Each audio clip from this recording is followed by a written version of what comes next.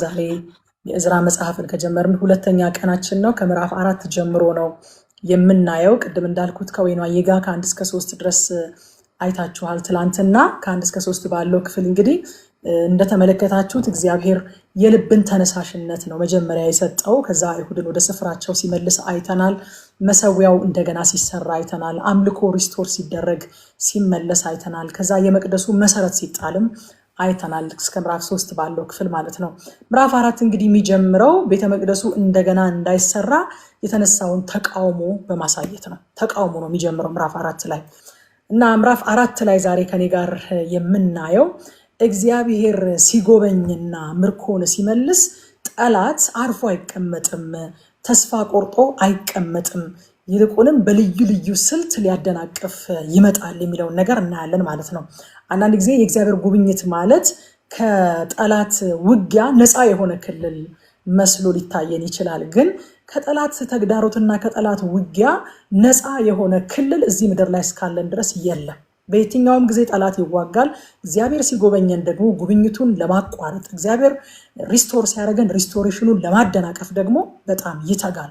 ተሐድሶን እግዚአብሔር ሲያመጣ ተሐድሶን ለማደናቀፍ ጠላት ይተጋል እና ልዩ ልዩ ስልቶችን ይዞ ሲሰራ እናያለን እና አንዳንድ ጊዜ የጠላትንም አሰራር ስልቱንም ማወቅ ይጠቅማል እና በምን መንገድ እዚህ ቦታ ላይ ሊያስቆማቸው እንደሞከረ ጥቂት ነገሮችን እንመለከታለን። የጉብኝት ጊዜ ከውጊያ ነፃ የሆነ ጊዜ አለመሆኑን ብቻ ይዘን እንድናልፍ እፈልጋለሁ።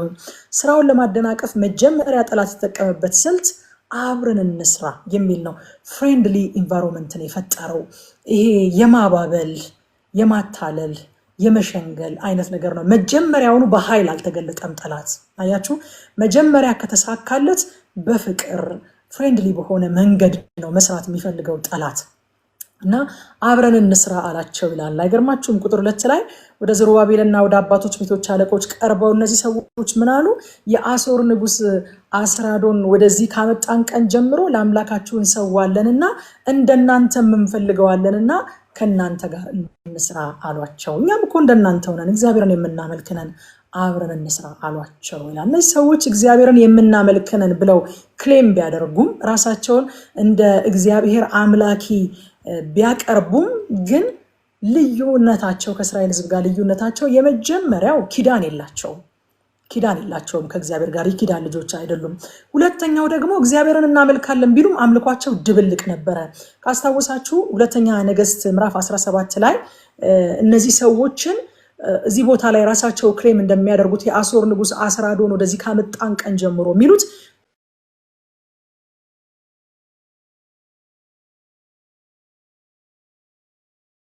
ሁለተኛ ነገሥት ምዕራፍ እነዚህ ሰዎች አምጥቶ አገሩ ላይ እንዳስቀመጠ ትዝ ይላችኋል አይደለ? አስቀምጧቸው እንደውም የሀገሩን አምላክ ወግ ስላላወቁ አንበሶች እየወጡ ይሰብሯቸው ነበረ። አንበሳ ሊጨርሰን ነው የዚህን ሀገር አምላክ ወግ አላወቅንም ብለው ንጉሱ ጋር ሲልኩበት ካህን ልኮላቸው እዛ ቁጭ ብሎ እንዲያስተምራቸው አምልኮተ እግዚአብሔር እንዴት እንደሚመለክ ወጉን የሀገሩን አምላክ ወግ ያስተምራቸው ብሎ ካህን እንደላከላቸው እናስታውሳለን። እንደውም እግዚአብሔር ለካ የሚመለክበት ወግ አለ ብለን ካስታውሳችሁ ያንን ክፍል ስናጠና በጣም ጌታ ልዩ ጊዜ ሰጥቶን ነበረ እና ካህኑ እዛ ቁጭ ብሎ ቢያስተምራቸውም ግን አምልኳቸው ድብልቅ እንደነበረ ደግሞ እናያለን። እዛ ቦታ ላይ ቁጥር 24 ላይ የአሦር ንጉሥ ከባቢሎንና ከኩታ ከአዋና ከሐማት ከሴፈር ዋይም ሰዎችን አመጣ፣ በእስራኤል ልጆች ፈንታ በሰማሪያ ከተሞች አኖራቸው፣ ሰማሪያንም ወረሷት፣ በከተሞቿም ተቀመጡ ካለ በኋላ እዛው ከ32 እስከ 33 ያለው ክፍል ላይ እግዚአብሔርንም ይፈሩ ነበረ ይላል። ከመካከላቸውም ለኮረብታው መስገጃዎች ካህናት አደረጉ፣ በኮረብታው መስገጃዎች ይሰዉ ነበረ። እግዚአብሔርንም ሲፈሩ ከመካከላቸው እንደፈለሱት እንደ አሕዛብ ልማድ አምላካቸውን ያመልኩ ነበር ይላል። አምልኳቸው ድብልቅ ነበረ። እግዚአብሔርንም ይፈራሉ፣ ለእግዚአብሔርም መስዋዕት ያቀርባሉ። አደሴም ታይም ደግሞ በኮረብታው ላሉት ሌሎች አማልክቶችም ደግሞ ያጠናሉ። እንደዚህ አይነት ድብልቅ አምልኮ ውስጥ የከረሙ ሰዎች አሁን ምን ብለው ክሌም አደረጉ? እኛም እኮ እግዚአብሔርን አምላኪዎች ነን፣ እኛም እኮ እንደናንተው ነን። ሁለተኛ ነገሥት ምዕራፍ 17 ቁጥር 24 እና ከ32 እስከ 33 ያነበብኩት። ሁለተኛ ነገሥት 17 24 እና ከ32 እስከ 33 ያነበብኩት እና እኛም እኮ እንደናንተ ነን አሏቸው ማለት ነው። ቤዚክሊ ግን እነዚህ ሰዎች የራሳቸውን ተጽዕኖ በዛ ስራ ላይ ማሳረፍ፣ በዛ ህዝብ ላይ ማሳረፍ በመካከል መግባት ነው እንጂ የፈለጉት ስራውን ማደናቀፍ ነው እንጂ የፈለጉት ማገዝ አይደለም አላማቸው። ከእናንተ ጋር አብረን እንስራ፣ እኛም እኮ እግዚአብሔርን የምንፈልግ ነን፣ ያው ያኔ ከመጣን ጀምሮ እኮ እግዚአብሔርን እያመለክን ነው ብለው ሊደልሏቸው ሲሞክሩ እናያለን። ቁጥር 3 ላይ እነ ዘሩባቤል በቃ ይሄ ዲዘርኒንግ ስፒሪት ያለው ሰው እንዴት ደስ ይላል። መንፈስን ለይቶ የሚያውቅ ሰው ጀስት እርዳታ ነው ስለተባለ ብቻ እርዳታ የማይቀበል ደግነት የሚመስል ነገር ስላየ ብቻ ሰፍ የማይል የመለየት መንፈስ እግዚአብሔር ያብዛልን በጌታ በኢየሱስ ስም። በእውነት የመለየት መንፈስ ያለው ዘሩባቤል እንደዚህ ያለ ዘሩባቤልና ኢያሱም የቀሩትም የእስራኤል አባቶች ቤቶች አለቆች የአምላካችንን ቤት መስራት ለእኛና ለእናንተ አይደለም። እንዴት እንደምወደው ይህንን ቃል ልነግራችሁ አልችልም። የአምላካችንን ቤት መስራት ለእኛና ለእናንተ አይደለም። ሼርድ ሪስፖንሲቢሊቲ አይደለም። በቃ የሆነ ያም የሚሰራው ስራ አይደለም። ይሄ ቅዱስ ስራ ነው። ይሄ የተለየ ስራ ነው። ይሄ እኛ እራሳችን ለአምላካችን የምናደርግለት የተለየ ስራ ነው እንጂ የኛና የናንተ ስራ አይደለም። እኛ ለብቻችን ግን የፋርስ ንጉሥ ቂሮስ እንዳዘዘን ለእስራኤል አምላክ ለእግዚአብሔር ቤት እንሰራለን አሏቸው። እኛ ለብቻችን፣ ለእኛና ለእናንተ አይደለም። ሃሌሉያ ሃሌሉያ። የአምላካችንን ቤት መስራት ለእኛና ለእናንተ አይደለም። እኛ ብቻችንን የምንሰራው ቅዱስ ስራ ነው። ሃሌሉያ። ኢትስ ናት ጀስት ስራ፣ የሆነ ተራ ስራ አይደለም። ቅዱስ ስራ ነው። እኛ ለአምላካችን ልናደርግለት የሚገባ ራሳችን በገዛ እጃችን የምንሰራው ልዩ ስራ ነው። ስለዚህ አናሰራችሁም አሏቸው። አያችሁ፣ ዘሩባቤል የጥያቄያቸውን መንፈስ ስለተረዳው አፈረሰባቸው፣ አሳፈራቸው። ሽንገላቸውን አልሳተውም፣ ተንኮላቸውን አልሳተውም። እርዳታ መቀበል እኮ በጣም ደስ የሚል ነገር ነው። ምንም ክፉ ነገር እኮ አልተናገሩም። ደግሞም እኮ ሀፍት ሩዝ ነው እንጂ የተናገሩት ነገርም እውነትነት አለው። ምንድን ያሉት? ይኸው ያኔ አሶር ንጉሥ ካፈለሰን ጀምሮ እኮ እኛም የእናንተን አምላክ የምንፈልግና የእናንተን አምላክ የምናመልክ እኮ ነን። አሁንም በስራው ገንዘብ ስጡን አላሉ እነዚህ ሰዎች። ስራ አቁሙ አላሏቸው እነዚህ ሰዎች። እንስራ፣ እናግዛችሁ፣ እንተባበርኩን። ላዩን ስታዩት እኮ በቃ በማር ተለውሷል፣ ውስጡ ግን መርዝ አለው። ዘሩባቤል ደግሞ ላዩን ሳይሆን በእግዚአብሔር መንፈስ ሆነው እነ ዘሩባቤል እነ ኢያሱ የቀሩትም የይሁዳ ቤት አባቶች ውስጡን በማር የተለወሰውን መርዙን ተመለከቱት። እግዚአብሔር በጌታ በኢየሱስ ክርስቶስም ጸጋ ያብዛላችሁ። ጠላት ከላይ የጠቀለለበትን የሚያብረቀርቅ መጠቅለያውን ሳይሆን በውስጥ ያስቀመጠውን ተንኮል፣ በውስጥ ያስቀመጠውን ክፋት፣ ስጦታ አስመስሎ፣ መልካም ነገር አስመስሎ፣ እርዳታ አስመስሎ፣ ኦፖርቹኒቲ አስመስሎ፣ መልካም ትዳር አስመስሎ፣ መልካም ስራ አስመስሎ፣ መልካም ነገር አስመስሎ በመልካም ነገር የመጣውን በውስጡ መርዝ ያለበትን ነገር መለየት የምትችሉበትን ጸጋ በጌታ በኢየሱስ ስም እግዚአብሔር ያብዛላችሁ። በቃ የቃሉን መንፈስ እንደዚህ እየተካፈልን ነው መሄድ ያለብን። ለነ ዘሩባቤል የበዛ፣ ለነ ኢያሱ የበዛ፣ ለይሁዳ ቤት አለቆችና አባቶች የበዛ ይሄ የመለየት መንፈስ፣ እንርዳችሁ፣ እናግዛችሁ፣ አብረን እንስራ ብለው የመጡትን የጥያቄውን መንፈስ ለይተው፣ ሃሌሉያ። መንፈሳዊ ነገር ወዳጆቼ በመንፈሳዊ አይን ነው የሚታየው። በቃ ከላይ ስታዩት ይሄ ውብ ነው፣ ውብ ነው። ምኑ ይጠላል? ለራሳቸው ከስደት የመጡ ተፈናቃዮች፣ ለራሳቸው በቂ አቅም የሌላቸው እናግዛችሁ ሲባሉ በሰው አይን ቢሆን ኖሮ ያዩት እንዴት አድርገው ይሄን ሪጀክት ማድረግ ይችላሉ? በእግዚአብሔር አይን፣ በመንፈሳዊ አይን ስታዩት ግን አልስተውም አለ። የትዕቢተኞችን አለ ሐዋርያው ጳውሎስ ኃይላቸውን ምንጩን ነው ማቀው። ቃላቸውን ብቻ አይደለም፣ የትዕቢት ንግግራቸውን ይሄ የሚሰማውን ብቻ አይደለም ማቀው፣ የሚወጣውን ድምፅ ብቻ አይደለም እኔ ማቀው አለ። ምንጩን አውቀዋለሁኝ፣ ኃይላቸውን ምንጩን አውቀዋለሁኝ አለ። እግዚአብሔር ምንጩን የምናውቅበት ጸጋ ያብዛልን በእውነት። የትኛውንም ነገር ከመቀበላችን በፊት፣ የትኛውንም ነገር ወደ ህይወታችን ከማስገባታችን በፊት፣ ከየትኛውም ነገር ጋር ከመጠመዳችን ከመጣመራችን በፊት የምንለይበትን መንፈስ፣ የምንረዳበትን መንፈስ እግዚአብሔር ያብዛልን ወዳጆቼ። ይሄ ዘመን በመንፈስ እየመረመርን ካልሆነ የሚዘለቅ ዘመን አይደለም። ሁሉም ሰው አፉ ቅቤ ነው። ይዞላችሁ የሚመጣው ነገር እጅግ የሚያጓጓ ነው። ውስጡን በእግዚአብሔር መንፈስ መረዳት ካልቻለን፣ ምንጩን በእግዚአብሔር መንፈስ መረዳት ካልቻለን፣ ሀሳቡን እኮ ነው አንስተውም የተባለው። የእግዚአብሔር በእውነት የጠላትን ሀሳብ የማትስቱበትን ጸጋ ዛሬ ይልቀቅላችሁ። በጌታ በኢየሱስም ጸጋ ያብዛልን። እኔ ያስፈልገኛል ይሄ ጸጋ በዚህ ክፉ ትውልድ መካከል በዚህ ክፉ ዘመን ላይ ስንኖር በዚህ በጨለማ በተያዘ ሲስተም ውስጥ ስንንቀሳቀስ ወዳጆቼ ነገርን ከስሩ ነገርን ከውስጡ ከመንፈሳዊ ፐርስፔክቲቭ ከኢንቴንሽኑ ከመነሻ ሐሳቡ አጀንዳውን ይዞት የመጣውን ነገር ከውስጡ መለየትና መመርመር ካልቻለን በመንፈስ ቅዱስ ኃይል ይሄንን በመረዳት መንቀሳቀስ ካልቻለን ላዩን ሄደን የምንዘንቀው ነገር አይደለም ወዳጆች። በእውነት በቃ በጣም ዛሬ ነው ይሄንን ክፍል የተዘጋጀሁት እና ያየሁት በቃ እግዚአብሔር ያብዛልን ለነሱ ይበዛላቸው መንፈስ ጌታ ሆይ እኛማ በዚህ እጅግ እያሳተ ይመጣል እኮ ነው ዘመኑ እኮ ክፋቱ እየባሰ ይመጣል ነው የሚለው አይደለ?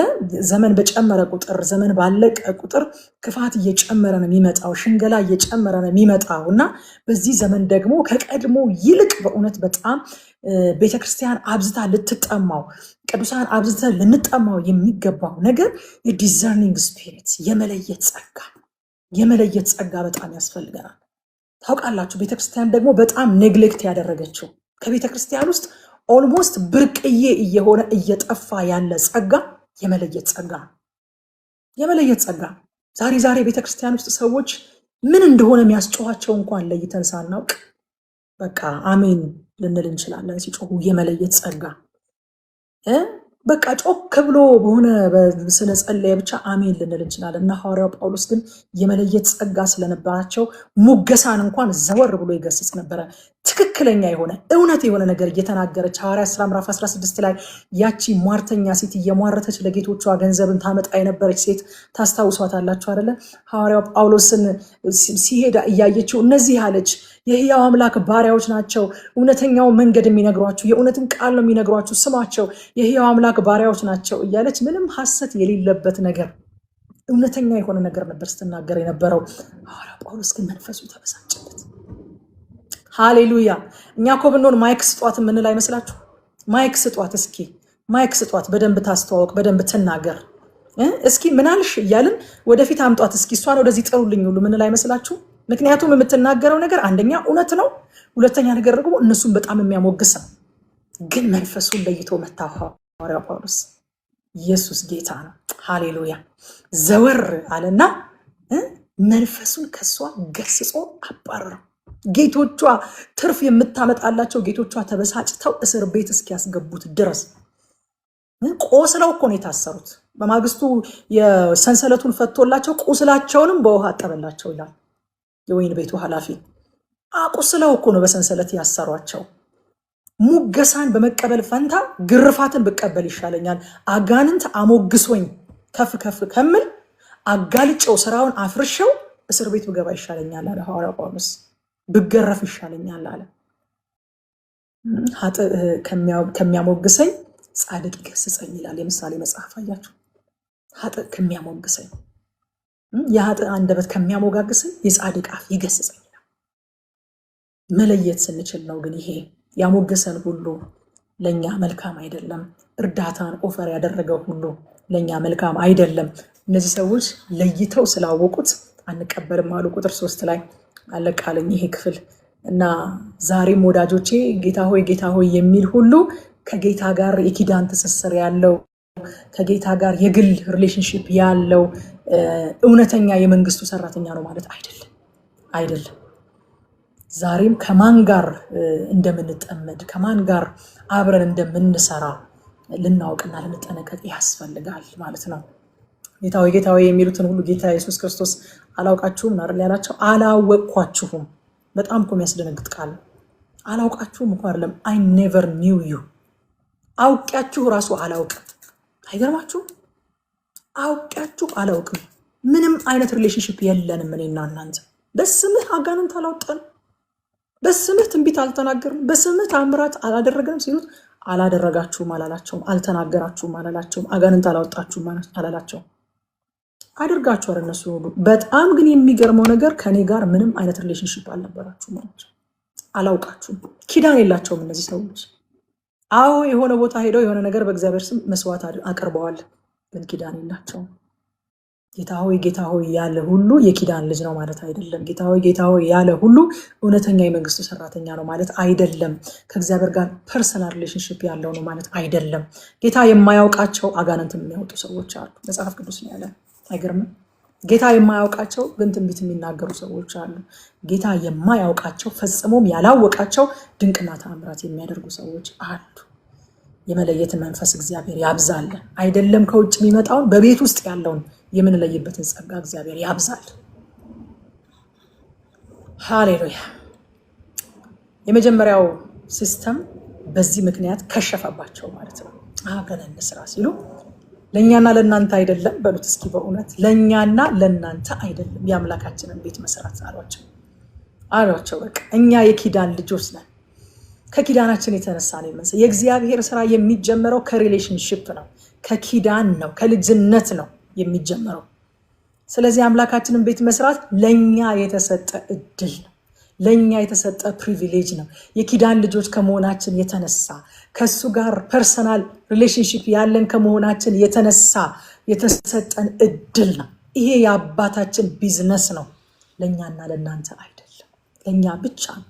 የእግዚአብሔርን ስራ መስራት የኔ ብቻ ነው፣ የኔና የእናንተ ብቻ ነው። ሃሌሉያ። ከዛ በኋላ ሁለተኛው ይዘው የመጡት በማታለል ሳይሳካላቸው ሲቀር በማስፈራራት መጡ። ደግሞ ያስፈራሯቸው በኃይል እንዳይመስላችሁ፣ መካሪዎችን በመግዛት እንዲፈሩ የሚያደርጓቸው መካሪዎችን ክፉ ምክር በመላክ ጠላት በዚህ የሚሰራ ላያችሁ። መጀመሪያ ፍሬንድሊ ሆኖ ይመጣል። ከዛ ደግሞ ክፉ ምክርን እየላከ እንድትፈሩ፣ እንድታፈገፍጉ፣ ክንዳችሁ እንዲዝል፣ እጃችሁ እንዲደክም ለማድረግ ደግሞ ይተጋል። ሐዋርያው ጳውሎስ ገላትያ 6:9 ላይ እንደዚህ ያለ፣ ባንዝልም በጊዜው እናጭዳለንና መልካም ስራን ለመስራት አንታከታለን። አያችሁ፣ መጀመሪያ ማታለል ነው። ከዛስ ማታከት፣ ማስፈራራት፣ ተስፋ ማስቆረጥ፣ እንድታፈገፍጉ፣ እንድትዝሉ፣ የተለያዩ አይነት ሀሳቦችን ወደ አይምሯችሁ መላክ። በስጋ ለባሽም ይልካል። ሀሳብ አስመስሎ ወደ እናንተ ቀስቱን ይወረውራል። በተለያየ መንገድ ብቻ ፍራስትሬት እንድታደርጉ የሚያደርጉ ሀሳቦችን ወደ እናንተ እንዲደርሱ ማድረግ ሁለተኛው አሰራሩ ነበረ። ሶስተኛው ሁለቱም ሳይሳካለት ሲቀር በሶስተኛው ግልጽ ተቃውሞ፣ የሐሰት ክስ። ግልጽ ተቃውሞ። አያችሁ፣ በግልጽ ከመቃወም አይጀምርም ጠላት። መጀመሪያ በግልጽ ከመቃወም አይጀምርም፣ በኃይል ከመቃወም አይጀምርም። መጀመሪያ ከሽንገላ ነው የሚጀምረው፣ ከማታለል የሚጀምረው። አንዳንዶቻችን እኮ ሁለተኛውን ደረጃ ፈተና ራሱ በእውነት የዛን ያክልም አናደክመውም። ገና የመጀመሪያው ሽንገላው ላይ ተገኝቶ ነው ብለን አስገብተነዋል። በቃ ተገኝቶ ነው አብረን እንስራ የሚል፣ ተገኝቶ ነው ፈንድ ላድርግ የሚል፣ ተገኝቶ ነው ስፖንሰር ላድርግ የሚል ብለን ኦልሬዲ የመጀመሪያው ላይ አስገብተነው በቃ ከድካም ገላግለነዋል። ወግ እኮ ነው። ሶስተኛው ላይ መድረስ እኮ ወግ ነው። ፐርሲኪውሽን እኮ ወግ ነው። ከመታለል አልፋችኋል፣ ከማስፈራራትም አልፋችኋል ማለት እኮ ነው። ማሳደድ ላይ፣ ሐሰተኛ ክስ ላይ ከደረሰ እኮ እነዛን ሁለቱን ስላለፋችሁ ነው። ግሬዳችሁ ከፍ ስላለ እኮ ነው ሶስተኛው ደረጃ ላይ ደረስ ነው። እና አንዳንድ ጊዜ አንዳንድ ሰዎች እንደዚህ የሆነ ሰው ሲፈተን ማለት ነው፣ እኔ አልችልም ጌታ ሆይ እንደዚህ እኔ አልችልም። እሱም አይፈትንህም በዛ፣ በቃ እሱም አይፈትንሽም በዛ። ያውቃል የሚታመንባቸውን፣ ሽንገላን ያለፉትን፣ ማስፈራራትን፣ ማታከትን፣ ክፉ ምክርን፣ ያንን ሁሉ በመለየት ጸጋ ገንጥለው ያለፉትን የሚተማመንባቸውን ነው ሶስተኛውን እንዲፈተኑ የሚፈቅደው። ሶስተኛው ሐሰተኛ ክስ፣ ግልጽ የሆነ ተቃውሞ ይዞባቸው ሲመጣ እናያለን። ቁጥር 11-12 ድረስ ለንጉሱ ለአርጤክስስ የላኩት ደብዳቤ ግልባጭ ነው፣ በወንዝ ማዶ ያሉት ሰዎች ባሪያዎች ብለው ደብዳቤ ለንጉሱ ጻፉለት። እንደዚህ ይላል፣ አሁንም ከአንተ ዘንድ የወጡ አይሁድ ወደኛ ወደ ኢየሩሳሌም እንደመጡ ንጉሱ ይወቅ። አመፀኛይቱንና እጅግ የከፋችቱን ከተማ ይሰራሉ፣ ቅጥሯንም ያድሳሉ፣ መሰረቷንም ጠገኑ ይላል። ይህንን ክፍል በጣም ነው የምወደው። የኔ ነገር በቃ ያው ብዙ ነው የምወደው። ለምዳችሁኛል፣ ባይናው ለምዳችሁኛል ብዬ አምናለሁኝ። አመፀኛይቱ ከተማ፣ እጅግ የከፋችቱን ከተማ። ትምህርት ራሱን የቻለ ትምህርት ስብከት አስተምሬበት አውቃለሁ በዚህ ክፍልና በጣም ነው የምወደው። አመፀኛይቱ ከተማ፣ እጅግ የከፋችቱን ከተማ ይሰራሉ፣ ቅጥሯንም ያድሳሉ፣ መሰረቷንም ጠገኑ አሉ። አያችሁ፣ የእግዚአብሔር ከተማ ከጠላት ፐርስፔክቲቭ ስትታይ ይቺ ኢየሩሳሌም እኮ የእግዚአብሔር ከተማ ናት። እቺ ኢየሩሳሌም እግዚአብሔር የመረጣት አይኑን ያሳረፈባት ለእግዚአብሔር ብቻ የምትገዛ እግዚአብሔር ንጉሷ የሆነባት የአምልኮ ማዕከል የሆነች የጸሎት ማዕከል የሆነች እግዚአብሔር ዘወትር አይኖቹ ወደዛች ከተማ የተገለጡ ጆሮቹ ከዛች ከተማ የሚወጣውን ድምፅ የሚሰሙ የእግዚአብሔር ከተማ እኮ ናት። ጠላት ምንድን ነው የሚላት? አመፀኛና እጅግ የከፋች ይላታል። ሃሌሉያ። አመፀኝነቷ ለማን ነው? ለጠላት። እጅግ መክፋቷ ለማን ነው? ለጠላት።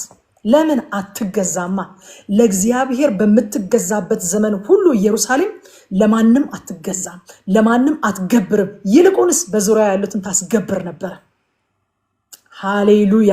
የእግዚአብሔር ከተማ ለእግዚአብሔር እስከተገዛች ድረስ ለማንም አትገዛም፣ ለማንም አትገብርም። ይልቁንም ሌሎችን ታስገብራለች፣ ሌሎችን ትገዛለች።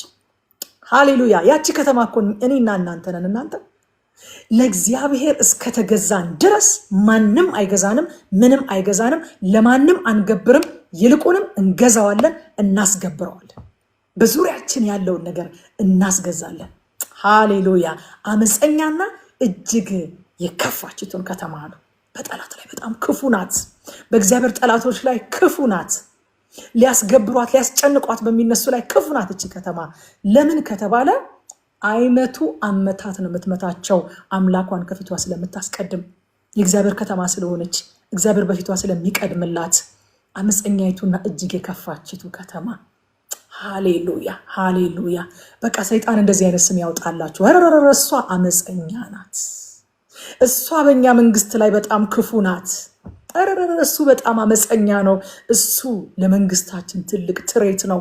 አይገዛም እኮ አይገብርም እኮ አትገዛም። እሷ እኮ አትገብርም እኮ። እሷ ከተጠገነች አሉ እሷ ከተጠገነች እሷ ከተሰራች አለቀልን። እንዲህ ሰላም ያገኘነው እኮ እንዲህ እያስገበርን ያለነው እኮ ስለፈረሰች ነው አሉ። አያችሁ መፍረሷ ጉድ ኒውስነቱ ለማን እንደሆነ አያችሁ። መሰራቷ መጠገኗ መታደሷስ የማን ስጋት እንደሆነ አያችሁ። ሰጉ ከተጠገነች እቺ ከተማ እንደገና እግዚአብሔር ወደ እሷ ከተመለሰ እሷም ወደ እግዚአብሔር ከተመለሰች ንጉስ ከዚያ አካባቢ 5 ሳንቲም ግብር የሚባል ነገር እንደማያገኝ ይወቃል። ይወቅ። አመፀኛይቱ ከተማ ከተሰራች አሜን። ያቺ ከተማ እኔ ነኝ። ባካችሁ ያቺ ከተማ እኔ ነኝ በሉ ለራሳችሁ። ያቺ ከተማ እኔ ነኝ። እውነት ያቺ ከተማ እኔ ነኝ። ቁጥር 16 ላይ ይህችም ከተማ የተሰራች እንደሆነ አሉ ቅጥሯም የታደሰ እንደሆነ ወይኔ እኔ በኢየሱስ ስም እውነት የሆነ ጉባኤ ቢሆን አሁን ተነስቼ ወደዛ ብሄድ በጣም ደስ ይለኛል። ካሜራውን ሚስ አደርጋለሁ እንጂ ተነስቼ ወደዛ ሩጪ ነው ያለኝ። በቃ እንዴት ነው የሚፈራው እናንተ? ታድሶ እንዳይመጣ እንዴት ነው የሚፈራው ጠላት? እንዴት ነው እንደዚህ የሚንቀጠቀጠው? ሊታደሱ ነው ብሎ ሊታደሱ ነው ሊሰሩ ነው ብሎ እንዴት ነው የተንቀጠቀጠው? የተሰራች እንደሆነ ቅጥሯም የታደሰ እንደሆነ በወንዝ ማዶ ክፍል እንደሌለህ ለንጉሱ እናስታውቃለን። የተሰራች እንደሆነ የታደሰች እንደሆነ እድል ፈንታ እንደሌለ ክፍል እንደሌለ ከወዲሁ እናስታውቃለን አሉት። አያችሁ ኢየሩሳሌም የእግዚአብሔር ከተማ ናታ። ከእግዚአብሔር ውጭ ለማንም የማትገዛ አመፀኛ ናታ። አሁን ከታደሰች እንደገና ለእግዚአብሔር መገዛት ከጀመረች በገዟት ላይ ትሰለጥናለች። ጠላቶቿ በእርሷ ዘንድ እድል ፈንታ አይኖራቸውማ። ይሄ እኮ የኔና የናንተ ታሪክ ነው። የኔና የናንተ እድል ፈንታ እኮ ነው።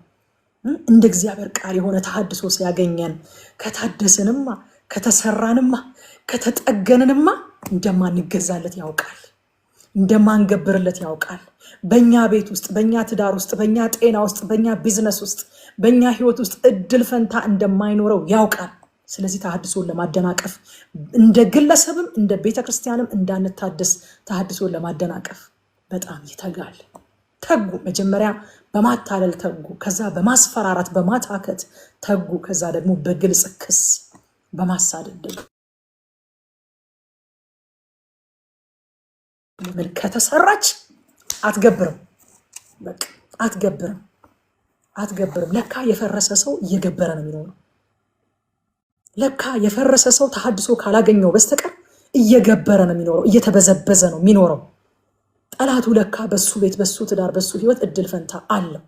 ከታደሰ ግን ሃሌሉያ፣ እግዚአብሔር ደግሞ የሪስቶሬሽን አምላክ ነው። የተሐድሶ አምላክ ነው። ከታደሰ ግን እግዚአብሔር ሪስቶር ካደረገው ግን ጠላት ከዛ በኋላ በሱ ዘንድ እድል ፈንታ አይኖረውም። ያዕቆብ ምዕራፍ 4 ቁጥር 7 እንደዚህ ይላል፣ እንግዲህ ለእግዚአብሔር ተገዙ ይላል።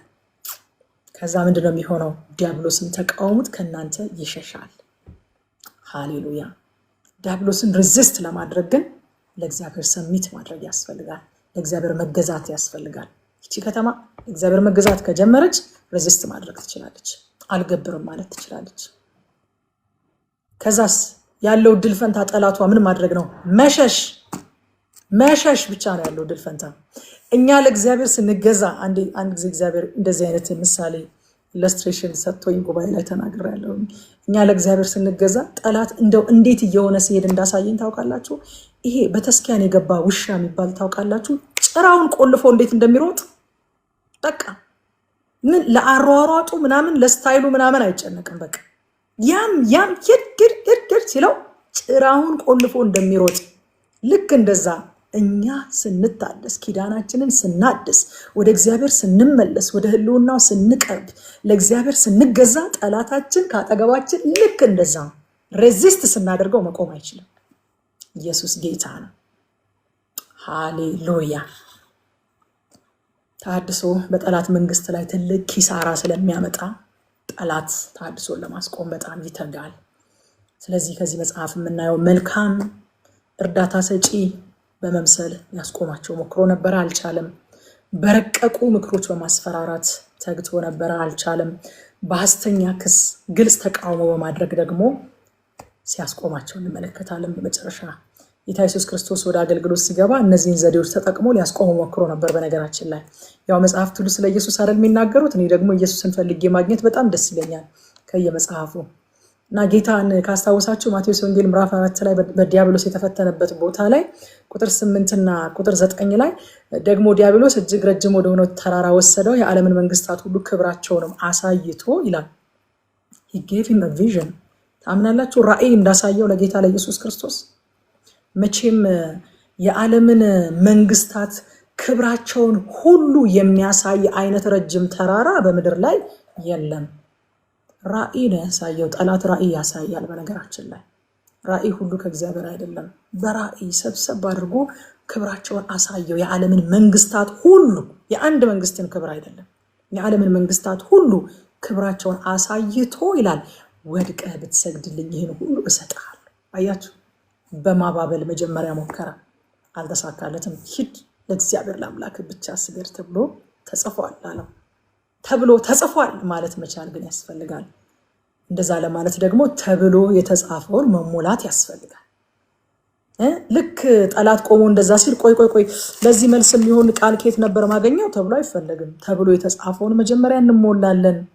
በሚያስፈልግበት ቦታ ተብሎ ተጽፏል ብለን እንገስጸዋለን፣ እንመተዋለን። አልተሳካለትም እዚህ ጋር ጠላት።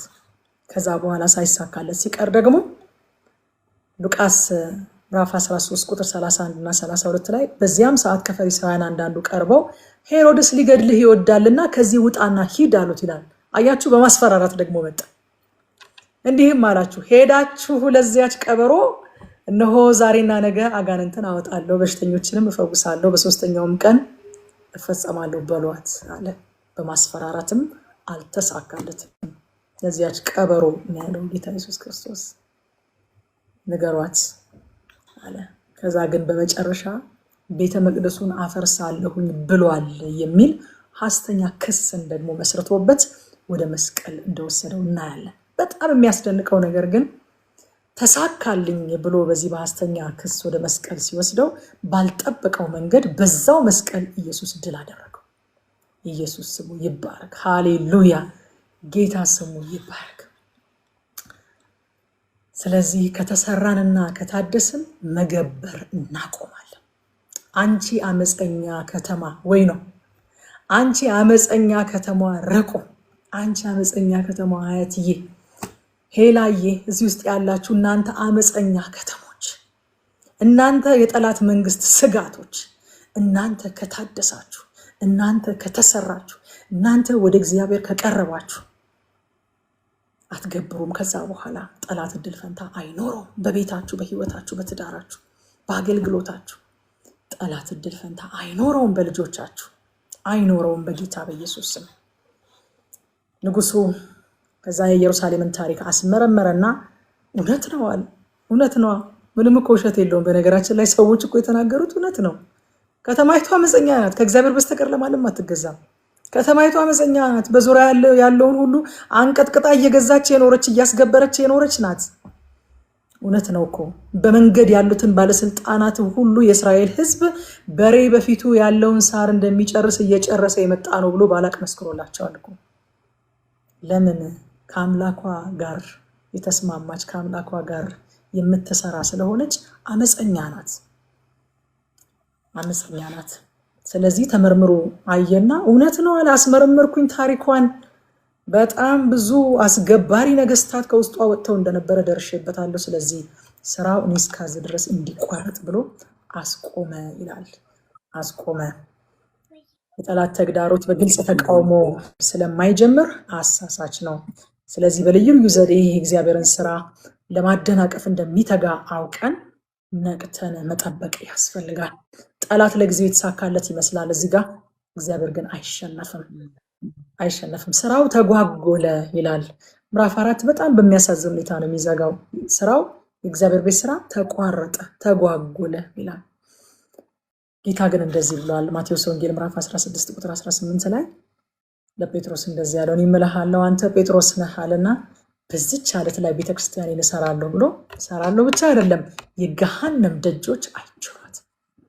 የገሃነም ደጆች ልዩ ልዩ ዘዴ ሊሞክሩ ይችላሉ፣ ግን አይችሏትም ብሏል። የእግዚአብሔር ስራ በጠላት ኃይል የሚደናቀፍ የሚቋረጥ አይደለም። ምዕራፍ 5 ይመጣል። የህይወት የመጨረሻው ምዕራፍ ተጓጎለ የሚለው አለመሆኑ፣ ተቋረጠ የሚለው አለመሆኑ እጅግ በጣም ደስ ይላል። ምዕራፍ 5 አለ። ምዕራፍ 5 መጣ።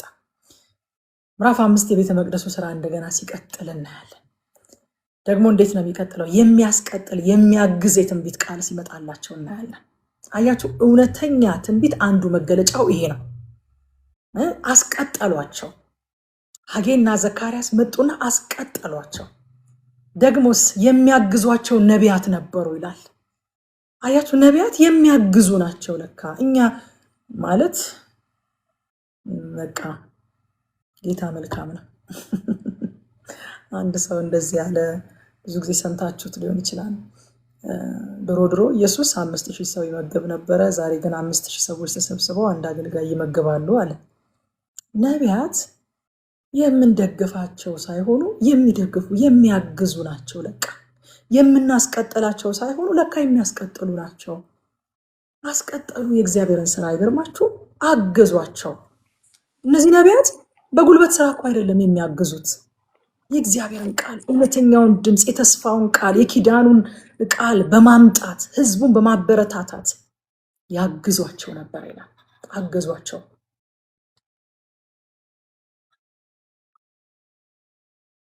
አያችሁ፣ ስራው የቀጠለው መንግስት ያወጣው ህግ ስለተቀየረ አይደለም፣ ትንቢታዊ ቃል ስለመጣ ነው። ትንቢታዊ ቃል መጣ። እግዚአብሔር አንዳንዴ ተራራውን ሳይንድ ተራራውን የሚንድ ቃል ግን ይልካል። ተራራውን መናጃ ቃል ይልክልናል። ሁሉን ነገር ከፊታችን እየቀደመ አያስወግድም እግዚአብሔር። እኛ ራሳችን እንድናስወግድበት ግን ተራራውን የምናስወግድበትን ቃል ይልካል። ህጉን አላስቀየረም እግዚአብሔር። እዚህ ቦታ ላይ የሚገርማቸው ህጉ እንዳለ ሆኖ ትንቢታዊ ቃል ላከላቸው። ትንቢታዊን ቃል ይዘው ተራራው በፊት ለፊታቸው እያለ ስራቸውን ጀመሩ ማለት ነው። ነቢያት እግዚአብሔር ለህዝቡ የገባላቸውን ኪዳን አሳሰቧቸው እንጂ አዲስ እቅድ ይዘው አይደለም የመጡት። አዲስ አደራረግ፣ አዲስ ስራ፣ አዲስ ንድፍ አይደለም ይዘውላቸው የመጡት። ሐጌና ዘካርያስ ሲመጡ ለእዝራ አዲስ ፕላን አይደለም ይዘውለት የመጡት፣ ወይም ደግሞ አዲስ ሪሶርስ የሆነ የአቅራቦት አዲስ ምንጭ አይደለም የጠቆሙት። አሳሰቡት። እግዚአብሔር ስለ ህዝቡ የተናገረውን ነገር አሳሰቡት። ፕሮፌቲክ ወርድ አመጡለት፣ ትንቢታዊ ቃል አመጡለት። ዛሬም ነቢያት አዲስ መሰረት ሊጠሉልን አይመጡም። አዲስ ንድፍ ሊሰጡን አይመጡም። ከነቢያት አዲስ ነገር ለመቀበል የምትሄዱ ሰዎች በእውነት ወደ እግዚአብሔር ቃል እንድትመለሱ አሳስባችኋለሁ። እግዚአብሔር በቃሉ በተለያየ መንገድ ለእናንተ የነገራችሁን ነገር በነቢያት ያጸናል፣ በነቢያት ኮንፈርም ያደርጋል፣ በነቢያት ያሳስባችኋል እንጂ እናንተ ፈጽማችሁ የማታውቁትን ነገር ፈጽሞ ከዚህ ቀደም እንደው ምንም አይዲያው የሌላችሁን አዲስ ነገር ለመስማት ወደ ነቢያት የምትሄዱ ሰዎች ከእግዚአብሔር ጋር ያላችሁን ሪሌሽንሺፕ የአባትና የልጅ የእረኛና የበግ ግንኙነታችሁን እንድታጠናክሩ በጌታ ፍቅር አሳስባችኋለሁ። አዲስ ነገር አይደለም ሐጌና ዘካርያስ ይዘው የመጡት የነበረውን ነገር ግን የሚያጠናክር አይዟችሁ እግዚአብሔር የተናገረውን ይፈጽማል የሚል ድምፅ ይዘውላቸው መጡ። አንደኛ ቆሮንቶስ ምዕራፍ 14 ቁጥር 3 ላይ ትንቢትን የሚናገር ግን ይላል የሆነ አዲስ እቅድ ለመስጠት ይናገራል አይልም፣ ለማነጽና ለመምከር ለማጽናናትም ለሰው ይናገራል ይላል። አያችሁ፣ የትንቢት ዓላማው ማነጽ ነው፣ መሰረት መጣል አይደለም። የትንቢት ዓላማው በተመሰረተው ላይ ማነጽ ማለት ምን ማለት ነው ታውቃላችሁ? ቢልድ ማድረግ መገንባት ነው የትንቢት ዓላማ። በተመሰረተው መሰረት ላይ ይገነባል እንጂ አዲስ መሰረት አይጥልም። ትንቢት ማነጽ፣ ከዛስ መምከር፣ ከዛስ ማጽናናት። ከዛ በኋላ ከቁጥር 3 እስከ 5 ድረስ ተመሳሳይ ተቃውሞ እንደገና ተነሳባቸው። አንደኛ ቆሮንቶስ ምዕራፍ 14 ቁጥር 3 ላይ ያነበብኩት ቃል ተመሳሳይ ተቃውሞ ተነሳባቸው። ግን አንድ ለየት ያለ ነገር ቁጥር 5 ላይ የተጠቀሰች ቃል አለች። የአምላካቸው ዓይን ግን በአይሁድ ሽማግሌዎች ላይ ነበረ። በአይሁድ ሽማግሌዎች ላይ ነበረ። እግዚአብሔር ተቃውሞን ሲያስወግድ ወይንም ተግዳሮትን ድል እንድናደርግ ሲረዳን ከዛ በኋላ ተቃውሞ ደግሞ አይመጣም የሚል ፕሮሚስ አይሰጠን። እንደዚህ የሚባል ነገር የለም። አንዱን ውጊያ ብታሸንፈውም ነገ ሌላ ውጊያ እንደሚመጣ በቃ እርግጠኛ መሆን አለብን። ምክንያቱም እግዚአብሔር ዳግመኛ ውጊያ አይመጣም የሚል ተስፋ ሰጥቶ አያውቅም። ነገር ግን የአምላካችን ዓይን በእኛ ላይ ነው። ሃሌሉያ። ይዋጉሃል ያለው እግዚአብሔር እኮ ነገር ግን እኔ ካንተ ጋር ስለሆንኩኝ እረዳህ ዘንድ እደግፍህ ዘንድ እኔ ካንተ ጋር ስለሆንኩኝ አያሸንፉህም ያለው። አይዋጉህም የሚል ፕሮሚስ የለንም በጭራሽ። የትኛው መጽሐፍ ቅዱስ ላይ በጣም ብዙ ክፍሎችን ላነሳላችሁ እችላለሁ። አይዋጉህም፣ አይገዳደሩህም፣ ደግሞ አይመጡብህም ለዘላለም። ይሄኛ ለምዶብን ነው። በቃ ለዘላለም ወደ ሲኦል ሸኘውህ እንላለን። ለዘላለም አንድ ቀን ያ ገሃነም ተከፍቶ እስካልተቆለፈበት ድረስ እኛ ለዘላለም ልንሸኘው አንችልም። ልማድ ነው እንደዛ ብለን የምንጸልየው። በነገራችን ላይ ለዘላለም የሚሸኝ ጠላት የለንም። እናባርረዋለን። ከጌታ ከኢየሱስ ክርስቶስ አጠገብ እንኳን ለጊዜው ትቶት ሄደ ነው የሚለው። ለጊዜው ትቶ ይሄዳል፣ ከዛ ግን ተመልሶ ይመጣል። the good news is ለዘላለም ጥሎን የማይሄድ መንፈስ ቅዱስ ከኛ ጋር አለ። በቃ እሱ እንደ ውሃ ቀጂ ይመላለስ፣ መንፈስ ቅዱስ ግን ሁሉ ጊዜ ከኛ ጋር አለ። ተመልሶ አይመጣም የሚል ተስፋ ግን የለንም። ኢቭን ተመልሶ ከመጣ እንኳን አይደለም የሚለን የእግዚአብሔር ቃል። በውሃ ውስጥ ካለፍክ ነው እንደሚለው፣ በእሳት ውስጥ ካለፍክ ነው እንደሚለው አይደለም። ፖሲቢሊቲ እንኳን አይደለም የሚነግረን እኮ በእርግጠኝነት ነው። ታልፋለህ ባለፍክ ጊዜ ነው የሚለው። ባለፍክ ጊዜ ግን እኔ ካንተ ጋር ነኝና አትሰጥምም፣ እኔ ካንተ ጋር ነኝና አያቃጥልህም ነው የሚለው። አይመጣም አይልም እግዚአብሔር። ይመጣል፣ ግን የአምላካችን ዓይን በእኛ ላይ ነው። በአይሁድ ሽማግሌዎች ላይ የአምላካቸው ዓይን በእነሱ ላይ ነበር። በዚህ ሰዓት ግን ለየት ያለ ደግሞ አይሁድ ለተቃዋሚዎቻቸው የሰጧቸው መልስ ነው። ለየት ያለ መልስ ነው የሰጧቸው። ከቁጥር 11 እስከ 16 ድረስ የሰጧቸውን መልስ ሄደው ለንጉሱ ሪፖርት ሲያደርጉ ተሰሟቸዋላችሁ። በዋናነት የስራው ባለቤት ማን እንደሆነ ተናገሩ። ኦነርሺፑን ለእግዚአብሔር ሰጡ። ቤቱ የሰማይ አምላክ የእግዚአብሔር ቤት ነው አሉ። የእኛ ቤት አይደለም። ለማስቆም የምትሞክሩት የእኛን ቤት ስራ አይደለም። እኛ የእሱ ባሪያዎች ነን፣ ቤቱ የእሱ ነው ብለው ኦነርሺፑን ለሱ ሰጡት። በቃ ከእግዚአብሔር ጋር አጋጩት። ከእግዚአብሔር ጋር አጋጯቸው ወስደው የእሱ ነው ቤቱ አሏቸው። ከዛ ደግሞ እኛ አዲስ ነገር ለመፍጠር እየታተረን አይደለም። ታላቁ የእስራኤል ንጉሥ ሰርቶ የፈጸመውን የነበረውን ቤተ መቅደስ ነው እኛ ሪስቶር እያደረግን ያለ ነው። ሃሌሉያ። እኛም ዛሬ እኮ አዲስ ነገር እየፈጠርን አይደለም። ኢየሱስ ክርስቶስ ያደርገውና ያስተምረው ዘንድ የጀመረውን አለ ሉቃስ። ይህንን ደግሞ እኔም በጥንቃቄ እጽፍልሃለሁ አለ። ሃሌሉያ። የተጀመረ ስራ አለ፣ የተጀመረ ትምህርት አለ። እሱን ነው ታላቁ ንጉሥ ኢየሱስ የጀመረውን በቃ እነዚህ ሰዎች እኮ አሉ ታላቁ የእስራኤል ንጉሥ ሰለሞን የሰራውን እሱ የመሰረተውን ያንን ቤት ነው ልንሰራ የመጣ ነው እንጂ እኛ የራሳችንን አይዲያ ምናምን አይደለም ልንፈጽም የመጣ ነው እዚህ ቦታ ላይ አሉ። አያችሁ፣ ቤቱ የእግዚአብሔር ነው፣ ስራው ደግሞ በታላቁ ንጉሥ የተጀመረ ነው፣ በታላቁ ንጉሥ የተሰራ ነው። እኛ ልንሰራ ልንቀጥል የመጣ ነው እሱም ስራ ነው። ስለዚህ የመጣ ነው በራሳችን ስልጣን አይደለም፣ የራሳችንን ሀሳብ ለመፈጸም አይደለም። እኛም እንደዛ ስራው የእግዚአብሔር ነው። የጀመረው ደግሞ ታላቁ ንጉሥ ኢየሱስ ክርስቶስ ነው። እሱ የጀመረውን ያደርገውና ያስተምረው ዘንድ የጀመረውን ነው እኔና እናንተ የምናስቀጥለው። በማን ስልጣን? በሱ ስልጣን። ሃሌሉያ። ራሳችንን ማውጣት አለብን ከዚህ ውስጥ። አያችሁ፣ የኔ ስንል ነው የምንመታው።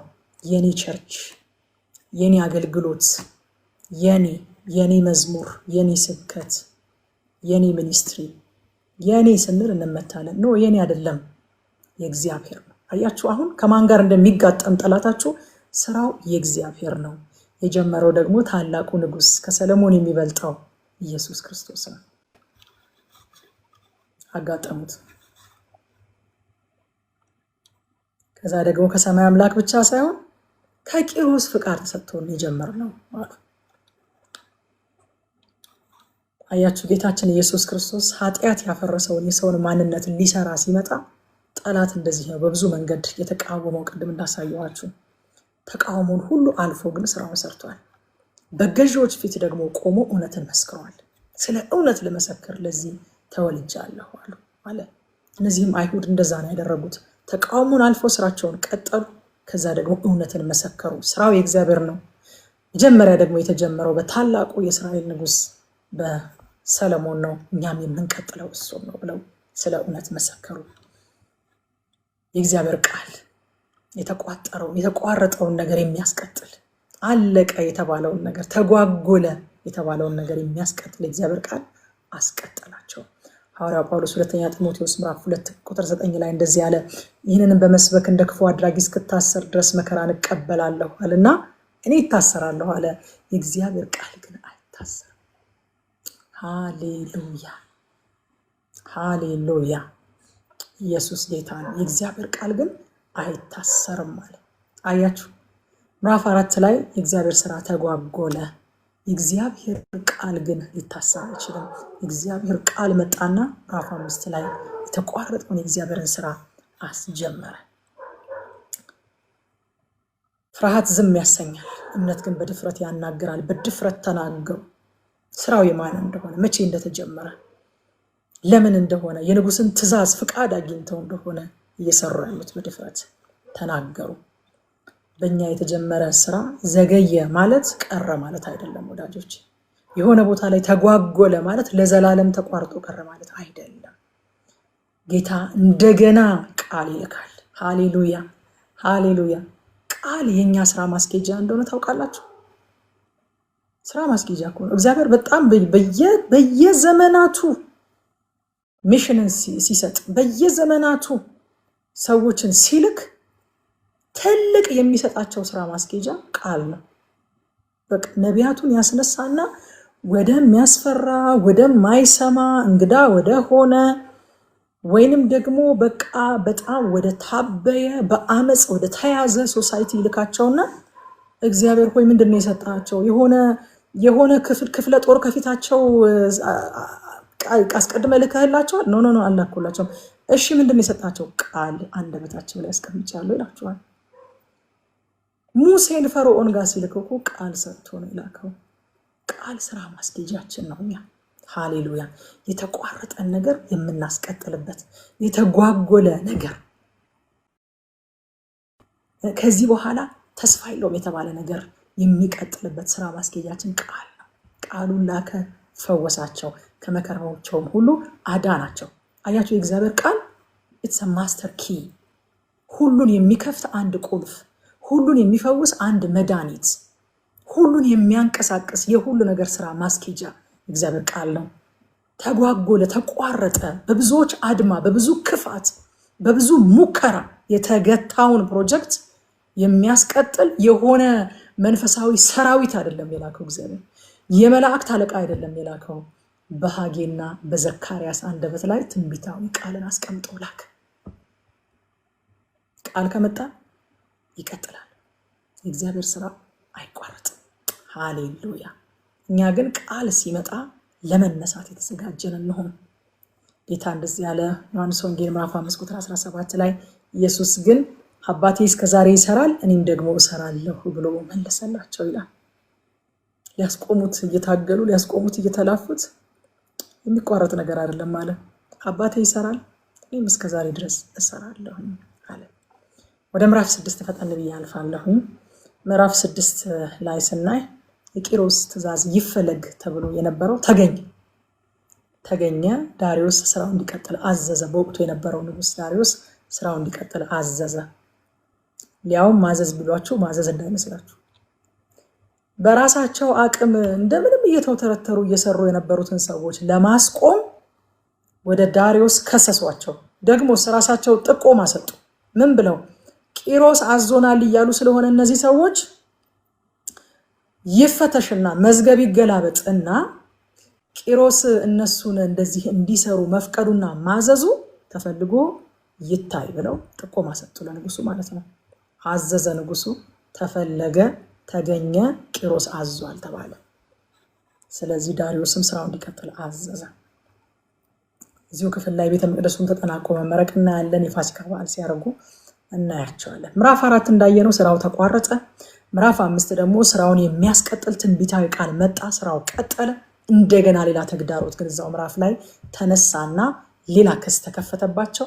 ምዕራፍ 6 እግዚአብሔር ተቃውሞውን ለበጎ ገልብጦ ንጉሱን አሳልፎ ሰጥቷቸው ስራው በፍጥነት ተጠናቀቀ። አያችሁ የጌታን ስራ።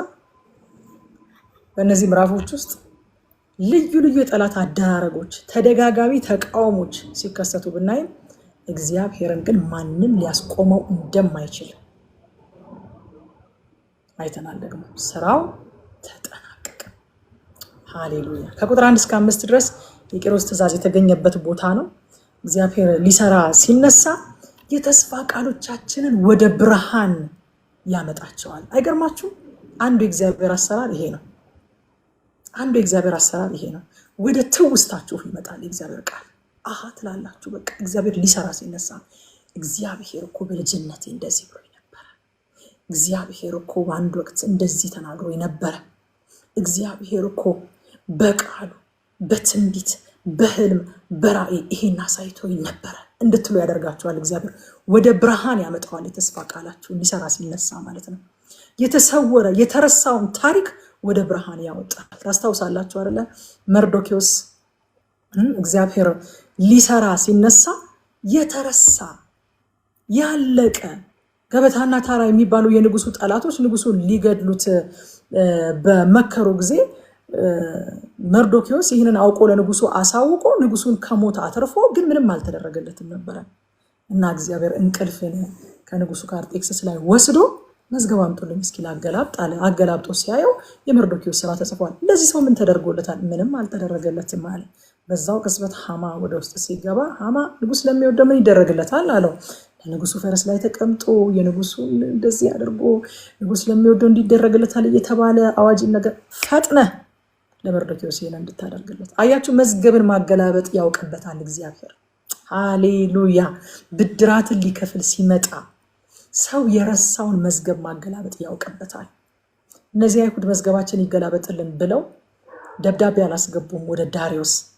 ቂሮስ ስለኛ የተናገረው ነገር ይውጣልን አላሉም። እግዚአብሔር ግን እኛ ሳንጠይቅ መዝገባችንን ማገላበጥ ያውቅበታል። ሃሌሉያ።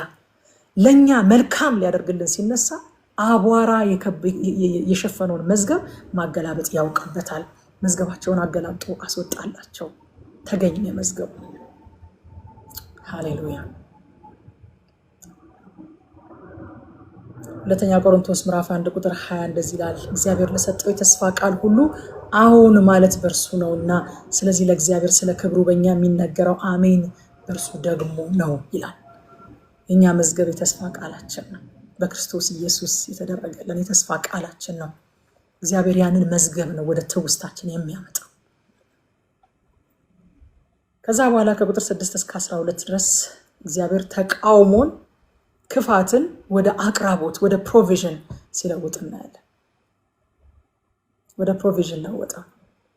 እና ዳሪዮስ የቤተ መቅደሱን ግንባታ ከመፍቀድ አልፎ የሚያስፈልጋቸው አቅራቦት ሁሉ እንዲደረግላቸው ጥብቅ ትእዛዝ ሰጠ ማለት ነው። አንደኛ ከአይሁድ አጠገብ ራቁ፣ ለምን እንዳታደናቅፏቸው አላቸው። የዚህን ያክል እኮ መብት አልነበራቸውም። በፊት እየታገሉ ነበር የሚሰሩት፣ እየተጋፉ ትከሻ ለትከሻ ነበር የሚሰሩት። ካጠገባቸው ራቁ፣ እንዳታደናቅፏቸው። ሁለተኛ የእግዚአብሔርን ቤት በስፍራው ይሰሩ ዘንድ ተዋቸው፣ እንዳታስተጓጉሏቸው። ሶስተኛ ከንጉሱ ገንዘብ ወጪያቸውን በትጋት፣ እኔ ቃሉ በጣም ደስ ያለኝ ይሄ ወጪያቸውን በትጋት ስጧቸው። አራተኛ ስራ እንዳታስፈቷቸው። ዋና ጠበቃ አደረገው ማለት ነው እግዚአብሔር፣ ስራ እንዳታስፈቷቸው። ከዛ አምስተኛ ለመስዋዕት የሚያስፈልገውን ሁሉ ደግሞ ያለ ማቋረጥ አቅርቡላቸው።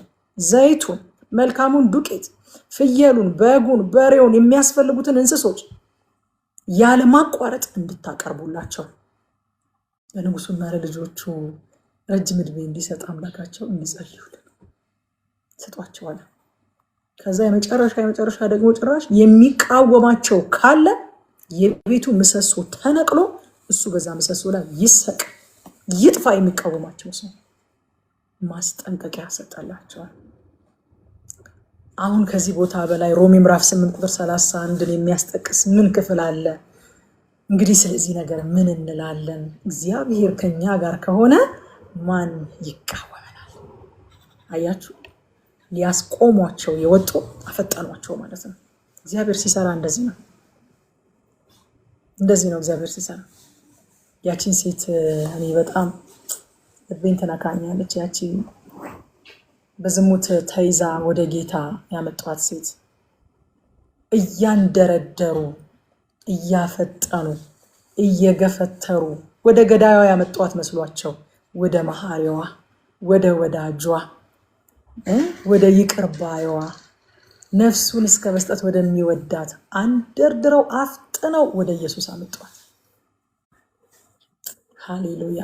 ጠላት አንዳንዴ ግፍትርትርትርትር ሲያደርጋችሁ፣ ሲያንደረድራችሁ፣ ሲያዋክባችሁ፣ ወደ ገደል ወደ ሞት የሚወስዳችሁ ሲመስላችሁ ወደ ኢየሱስ ነው የሚያመጣችሁ። ወደ መሐሪያችሁ፣ ወደ ረድኤታችሁ፣ ወደ ወዳጃችሁ፣ ወደ ጌታችሁ ወደ ኢየሱስ ነው የሚያመጣችሁ። አንደርድሮ እግሩ ስር አምጥቶ ያንበረክከናል። አንዳንድ ነገር እኮ አለ አይደል? አንንበረከክ ብለን ግትር ስንል እያንደረደረ ያመጣና ኢየሱስ እግር ስር ያንበረክከናል። ሊያንበረክኩን የሚመጡ አሉ። አንዳንዴ አልንበረከክ ስንል እኮ ነው። አልንበረከክ ስንል እንዲቀጥ ብለን ስንቀር አንደርድረው ወስደው እግሩ ስር ያንበረክኩናል። እሰይ እንኳን አፍጥነው አመጧት፣ እንኳን ዘመኗ ሳይበላ ከዛ በላይ ልጄ አላታ ይገልልናል ብለው ሲያመጧት እኔ ቃሉ በጣም ልቤን ይነካኛል። ልጄ ከሳሾች ሽታሉ አላት። የሉም፣ አንዳቸውም የሉም። ሄዷ እኔም አልፈርድብሽም፣ ሂጂ፣ ከዚህ በኋላም ደግመሽ ኃጢአትን አትስሪ ብሎ የጸጋን ቃል ሰጣት። ደግመሽ ኃጢአትን አትስሪ ሲላት እኔ ሴትዮዋ እሺ አይመስለኝም ያለችው አሜን ያለች ይመስለኛል።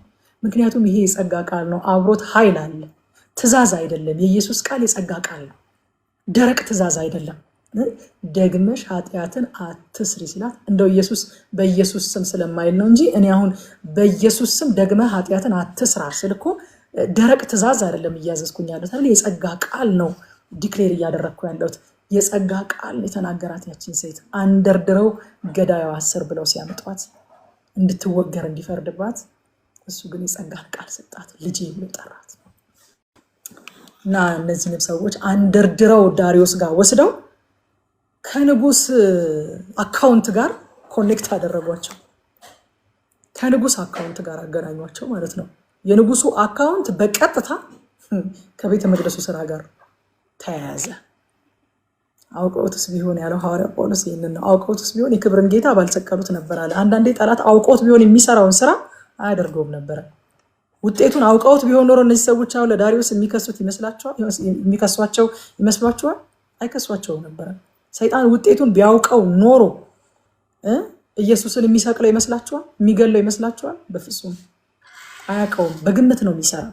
የኔና የናንተ አምላክ ነው ሳይጀምር ፍጻሜውን አውቆ የሚሰራው። ሃሌሉያ። እንደው ሰይጣንን በጣም በሁሉን አዋቂ አድርጎ ማሰብም ልክ አይደለም። እግዚአብሔር ነው ሁሉን አዋቂ፣ ነገርን ከጅማሬ እስከ ፍጻሜ ድረስ የሚያውቅ ዓመታት በፊቱ እንደተገለጠ መጽሐፍ። አሁን ይሄ መጽሐፍ ዛሬና ነገ የለውም፣ ሁሉም በእኔ ፊት የተገለጠ ነው። በፈልግ እዚኛው ፔጅ ላይ መጥቻ አነባለሁ፣ በፈልግ እዚኛው ፔጅ ላይ እመጣለሁ። ዘመን በእግዚአብሔር ፊት እንደዛ ነው። እግዚአብሔር ነገ የለውም፣ በፊቱ እንደተገለጠ መጽሐፍ ነው። ዛሬ ላይ ሆኖ ነገ የሚሆነውን እኔ እዚህ መጽሐፍ ላይ እንደማየው እግዚአብሔር ያየዋል። በግምት አይደለም የሚሰራው። እና ሊያስቆሟቸው ወጥተው ከንጉሥ አካውንት ጋር ኮኔክት አድርገው አፈጠኗቸው። ቁጥር 13 እስከ 15 የእግዚአብሔር ቤት በእግዚአብሔር ቃል ተሰርቶ አለቀ። 14 ላይ እንደዚህ ይላል፣ የአይሁድም ሽማግሌዎች በነቢዩ በሐጌና በአዶ ልጅ በዘካርያስ ትንቢት ሰሩ ይላል። ተከናወነላቸውም፣ እንደ እስራኤልም አምላክ ትእዛዝ፣ እንደ ፋርስም ነገስታት እንደ ቂሮስና እንደ ዳሪዮስ እንደ አርጤክስስም ትእዛዝ ሰርተው ፈጸሙ ይላል። በነቢያቱ ትንቢት ሰሩ የሚለው አዲስ መደበኛ ትርጉም ላይ በነቢያቱ ትንቢት እየተጽናኑ ሰሩ ይላል። በትንቢቱ እየተጽናኑ ሰሩ፣ በነቢያት አገልግሎት እየተጽናኑ፣ በእግዚአብሔር ትእዛዝ እየተመሩ፣ በነገስታቱ አዋጅ ደግሞ እየተጠቀሙ ስራውን ሰርተው ጨረሱ። ከቁጥር 16 እስከ 18 ቤቱን ለባለቤቱ መልሰው ዴዲኬት አደረጉ፣ ቅዳሴ ለእግዚአብሔር አደረጉ። አምልኮ ተመለሰ፣ የክህነት ስርዓት እንደ ቀድሞ ተዋቀረ። ከ19 እስከ 22 ፋሲካን ሲያደርጉ እናያለን። አልቲሜትሊ እስራኤል በቃ ከዛስ ስትሏቸው ከዛማ ፋሲካ እናደርጋለን የሚሏቸው፣ እንትንን ሰርተን ብንጨርስ፣ እንትንን ብናድስ፣ እንትናን ድል ብናደርግ፣ እንትንን እግዚአብሔር አሳልፎ ቢሰጠን ከዛስ ፋሲካ እናደርጋለና። አልቲሜትሊ በቃ ማረፊያቸው መደምደሚያቸው ፋሲካ ነው። ፋሲካ እናደርጋለን አለ የሚሏቸው። ለምን ካላችሁ ፋሲካ በዓል ከባርነት ወጥተው አዲስን ማንነት የማግኘታቸው አዲስ አይደንቲቲ፣ እንደ ህዝብ አዲስ አይደንቲቲ የማግኘታቸው መታሰቢያ ስለሆነ የነገር ሁሉ መደምደሚያና ማዕከል ለእስራኤል ፋሲካ ነው። የኛስ? አሜን ሳሪዬ፣ የኛስ መደምደሚያችን ማዕከላችን ምንድን ነው? ፋይናሊ እግዚአብሔር በእንትንም ላይ ድል ሰጠን፣ በእንትንም ባረከን፣ እንደዚህም አደረገልን፣ ይህንንም ጸሎት መለሰልን። መጨረሻ ግን መደምደሚያችን ማዕከላችን ምንድን ነው? ፋሲካችን የሆነው ኢየሱስ ክርስቶስ። አንደኛ ቆሮንቶስ ምዕራፍ 5 ቁጥር 7 እንግዲህ ያለ እርሾ እንዳላችሁ አዲሱ ትሆኑ ዘንድ አሮጌውን እርሾ አስወግዱ ይልና ፋሲካችን ክርስቶስ ታርዷልና ይላል። ታርዷልና ከዛስ ስትባሉ ከዛማ ኢየሱስ። ሃሌሉያ ሃሌሉያ። ማዕከሉ ኢየሱስ፣ መደምደሚያው ኢየሱስ። በቀኑ ፍጻሜ ማን እንዲከብር? ኢየሱስ። ማን እንዲታይ? ኢየሱስ። ስለማን እንዲወራ? ስለ ኢየሱስ። ማን እንዲከበር? ኢየሱስ። ፋሲካችን ኢየሱስ። የትኛውም ድልና በረከት የፋሲካ ውጤት እንደሆነ ያውቃሉ። በፋሲካው በግ ነፃ ባይወጡ ኖሮ ከግብፅ ባርነት፣ በፋሲካው በግ እንደ ህዝብ አዲስን አይደንቲቲ ባይቀበሉ ኖሮ፣ በፋሲካው በግ ነፃ ወጥተው ከእግዚአብሔር ጋር ኪዳን ባይገቡ ኖሮ ይሄ ሁሉ ድል፣ ይሄ ሁሉ ነገር እንደማይኖር ያውቁታል። ስለዚህ የትኛውም ድልና በረከት የፋሲካ ውጤት እንደሆነ ያውቃሉ። በመጨረሻ ማዕከል የሚያደርጉት ፋሲካን ነው። መደምደሚያ የሚያደርጉት ፋሲካን ነው። እግዚአብሔር የጀመረው ነገር ወደ ፍጻሜ እንደሚደርስ አይተናል። ለእኛም የድላችንም ሆነ የበረከታችን የትኛውም ነገር ምንጩ ኢየሱስ እንደሆነ፣ ፋሲካችን ክርስቶስ እንደሆነ እናውቃለን። እግዚአብሔር ነገርን ከጀመረ በህይወታችን ይፈጽማል። ፊልጵስዩስ 1:6 በእናንተ መልካም ስራ የጀመረው እስከ ኢየሱስ ክርስቶስ ቀን ድረስ እንዲፈጽመው ይህን ተረድቻለሁና ይላል። እግዚአብሔር ተቃውሞን ወደ አቅራቦት የሚለውጥ አምላክ ነው። ሃሌሉያ። ያጠፋችኋል የተባለን ነገር እግዚአብሔር እንዴት ለመልካም እንደሚለውጥ አንድ ጊዜ የሰማሁትን ምሳሌ ነገራችሁ ጨርሳለሁ። ሰዓት ስለወሰድኩባችሁ ይቅርታ አድርጉልኝ። አንድ ጊዜ አንድ ሰው ረቁ ታውቀዋለች ይህንን ምሳሌ። አንድ ጊዜ አንድ ሰው አህያው ጉድጓድ ውስጥ ገባበት እና አንድ አካባቢ ብቻውን እሱና አህያው ናቸው የሚኖሩት እና አህያው ጉድጓድ ውስጥ ሲገባበት አህያውን ለማውጣት ቢያስብም ግን የሚሞከር ነገር አልነበረም። አንደኛ ሰውየው ብቻውን ነው ያለው፣ ሁለተኛ ምንም አይነት መሳሪያ የለም አህያውን ለማውጣት የሚሆን። ስለዚህ በቃ ዝም ብዬ ትቼው ከመሄድ ልቅበረው አህያውን አለና ጉድጓዱ ተቆፍሮ አጠገቡ የተከመረውን አፈር በአካፋ እያነሳ አህያው ላይ መጫን ጀመረ ማለት ነው፣ ሊቀብረው በቃ። እና አህያው ደግሞ ምን ማድረግ ጀመረ? ልክ ሰውየው አካፋ አፈሩን ሊቀብረው እሱ ላይ ሲጥልበት አህያው አፈሩን ያራግፋል ከላዩ ላይ። ሰውየው በአካፋ አፈር ይጥላል፣ አህያው አፈሩን ያራግፋል። ፋይናሊ ጉድጓዱ ሞላና አህያው አፈሩን አራግፎ ሊቀበርበት ያለው አፈር ከጉድጓድ መውጫ ሆነው ማለት ነው። ገባችሁ? ሊቀበርበት የተወረወረበትን አፈር እያራገፈ ከፍ ብሎ ከጉድጓድ መውጫ መንገድ አደረገው ማለት ነው። እግዚአብሔር እንደዛ ያደርግላችሁ። እናንተን ለመቅበር፣ እናንተን ለማጥፋት፣ እናንተን ለመግደል፣ እናንተን ከምድረ ገጽ ለመደምሰስ፣ የእናንተን ስም ለማጥፋት፣ የእናንተን ታሪክ ለማበላሸት፣ የእናንተን አገልግሎት ለማጠልሸት፣ የእናንተን ትዳር ለማፍረስ፣ የእናንተን ቤት ለመበተን የሚወረወርን የትኛውንም አይነት አፈር እግዚአብሔር አራግፎ የከፍታችሁ ከጉድጓድ የመውጫችሁ የመታያችሁ ምክንያት እንዲያደርግላችሁ በጌታ በኢየሱስ ክርስቶስ ስም ባረኳችሁ።